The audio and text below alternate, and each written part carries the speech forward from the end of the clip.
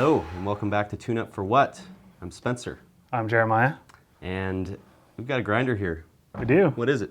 It's a Baratza Encore. All right. What are we doing to it? I want to adjust something. Yeah? Maybe the burrs? Oh, yeah, we could do that. Okay. Could be that it's not quite grinding fine enough for you. Okay. You've got it back from the factory, and they just put the screw in the wrong location. It's not quite fine enough for you. Okay. Good grinder. It's good for pour overs, pressurized portafilters, I think. Absolutely. It's a really good fine grinder. value. Yeah, for that guy, for French press, pour overs, pressurized portafilters, it's a great grinder. So what you're going to want to do first is remove everything. So take off the bean hopper. He actually gets his hands dirty this time. Okay, then you got to take out the rubber gasket. Okay. And what that did is with removing the bean hopper, it actually loosened the upper burr. Okay. So just grab the red tab and Comes out right super easy. Okay. Okay. You also want to remove the knob Right. off the side and the tray Okay. out. Okay. So Is now that it? That's it. That's the accessories. Okay. Now you're like, how do you get into this machine? It's all one piece. Tool you'll need to get into it, flathead screwdriver. If you look really close, you probably can't see it on camera, but there's little tab spots located right here and right here. Best way, put it under, pry. Oh, yeah. You can. And it's scary, it's really scary. And then you gotta flip it over to the other side and not let The first side. the other side lock in. You've done this before. All right. Okay. Well done. Then you're in your machine. That's how easy it is to get into these grinders. Kind of really cool. Little micro switch here.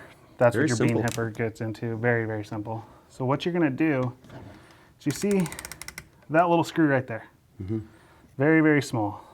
That little guy. That's a Phillips 0 screw. Woo! So where it's at right now is actually towards the coarser setting. So it's on the coarser setting of factory. Gotcha. Now, for French press pour over, it's probably great right there. Sure.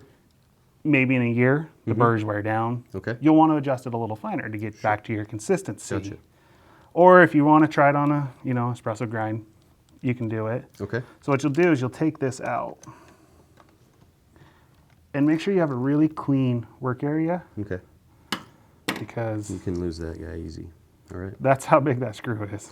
So this has a finite range, meaning that if you do crank it up to be a finer grind, you're going to lose a little bit of the low coarse end of the spectrum. Yeah, you Okay. won't. So if we crank this up, we're not going to be able to go as coarse as we were Gotcha. as it was now. Okay. So if you like to fluctuate a lot back and forth, this probably is going to hurt you. But what Okay. you need to do is in here, you're probably never going to see it, but there's two small holes that screw can go into. Okay. We need to take those holes and rotate them back to this one. Oh. So it's hold the white collar.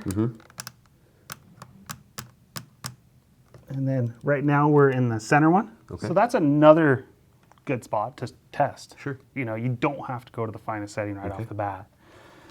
But we'll take it all the way to the finest. Okay.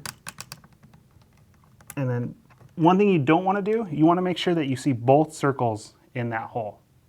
If it goes past, your calibration is just off. Okay. It has a tendency to pop the lower off so that it's just then messed up really bad and you've got to tear it all apart to try to correct that. So you want to make sure that those two holes are located right there. Okay. Then you take, you want to hold that? Yep. Your little itty bitty screw. Helps to have a buddy for this. Yeah, or lay it on the Maybe table. If there's one around. And then I always put it in the end screw hole. And it's plastic. So you just go, maybe if it will get in the hole. Let's see. How many attempts do you think it'll take me? Hopefully just one more. There it is. So that's it. I'm not putting any effort on that to turn it. Okay. So that's it. So then now what you do is make sure you rotate this back this way. It just makes it easier when you put it on because that allows you to put your burr in. All right. Now if it's all the way over here and you try to put this in, it just, it won't, it's all messed up. Okay. So go like that. And another way you can tell is make sure that this micro switch is not engaged. So if it's engaged, that means your grinder's running. That's at the finest setting. Right there means you can put your upper burr in. You're good to go. That's Gotcha. a real easy way to tell. Gotcha. You take this guy. Pop it back on.